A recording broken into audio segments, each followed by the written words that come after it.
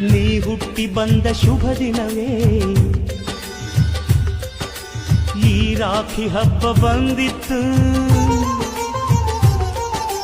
ಸೋದರಿಕೆಯೊಂದು ವರವೆಂದು ಈ ರಾಖಿ ಸಾಕ್ಷಿ ಹೇಳಿತ್ತು.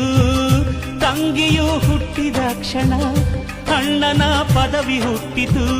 ತಂಗಿಯು ಹುಟ್ಟಿದ ಕ್ಷಣ ಅಣ್ಣನ ಪದವಿ ಹುಟ್ಟಿತು. ಗಂಡಿಗೆ ಗೌರವದ ಗರಿಯೇರಿತು.